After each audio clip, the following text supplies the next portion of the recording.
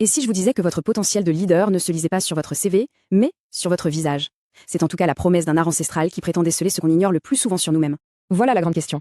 Pour y répondre, on va oublier un instant les tests de personnalité et les entretiens d'embauche classiques. Parce que oui, d'après cette pratique, la clé de ce potentiel se cacherait juste là, dans la bouche. C'est assez surprenant, non? Alors cet art millénaire, ça s'appelle le Mianxiang.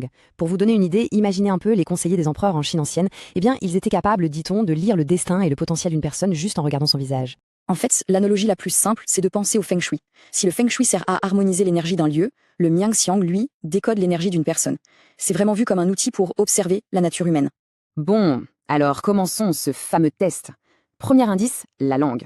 C'est bien plus qu'un simple muscle, vous allez voir. Le Mianxiang l'analyse sous deux angles très très précis. D'un côté, on a sa couleur, qui serait le reflet de la santé physique. Une langue bien rouge et saine, c'est l'idéal. Et de l'autre, et c'est surtout ça qui nous intéresse aujourd'hui, il y a sa forme. Et là, ça révélerait des traits de personnalité assez insoupçonnés.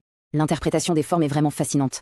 Une langue longue et rectangulaire, par exemple, ce serait le signe d'un potentiel exceptionnel.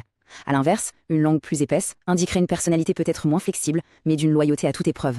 Et on peut aller encore plus loin. Une langue qui serait fine et pointue, par exemple, trahirait une très grande curiosité. La forme carrée, elle, serait un signe de rationalité, de stabilité. Et si vous avez des petites rides sur la langue, eh bien ça pourrait être un atout majeur pour la communication. Tenez, l'exemple parfait, c'est Einstein. On raconte qu'il avait une langue fine et pointue. Plutôt que d'utiliser cette curiosité pour les commérages, il l'a canalisée pour percer les mystères de l'univers. C'est une super illustration de comment une tendance naturelle peut être utilisée pour le meilleur. Vous ne trouvez pas ?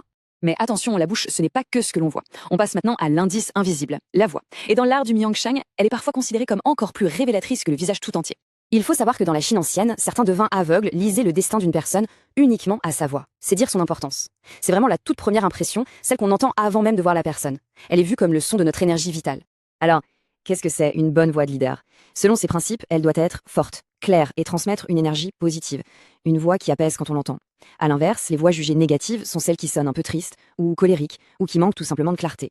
Alors là, il faut noter qu'on entre dans des interprétations très marquées par leur époque. Selon cette pratique, un homme avec une voix perçue comme féminine aurait du mal à porter de grandes responsabilités. Et une femme avec une voix perçue comme masculine serait destinée à une vie de dur labeur. Je le précise bien, ce sont là des principes de cet art ancien. Ok, maintenant qu'on a vu la langue et la voix, il faut assembler les pièces du puzzle. Parce qu'en Mianxiang, ce n'est pas un seul trait positif qui fait un leader. Non, non, c'est la vision d'ensemble qui compte. En fait, la langue et la voix, ça fait partie d'une analyse bien plus globale de la bouche, qui inclut aussi les lèvres et les dents. Le point crucial, le plus important, c'est la cohérence entre tout ça. L'apparence extérieure doit être en parfaite harmonie avec ce qui vient de l'intérieur.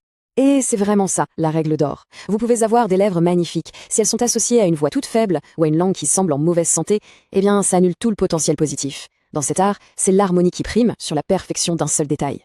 Bon, après cette plongée assez fascinante, il y a une question qui s'impose, forcément. Est-ce qu'on est face à un art profond ou à une simple pseudo-science? Il est temps de mettre un peu les choses en perspective.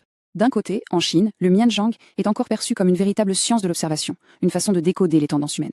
Mais de notre côté, en Occident, cette pratique est souvent classée comme une pseudo-science. Un peu comme la phrénologie à l'époque, vous savez, cette théorie qui prétendait lire le caractère dans les bosses du crâne. Au fond, qu'on y croit ou pas, le Mianxiang nous rappelle quelque chose d'essentiel. On lit tous, plus ou moins instinctivement, les visages des autres. Alors la vraie question, c'est peut-être ça, à quel moment s'arrête notre intuition et où commencent nos préjugés? Et cette réponse-là, elle n'est écrite nulle part.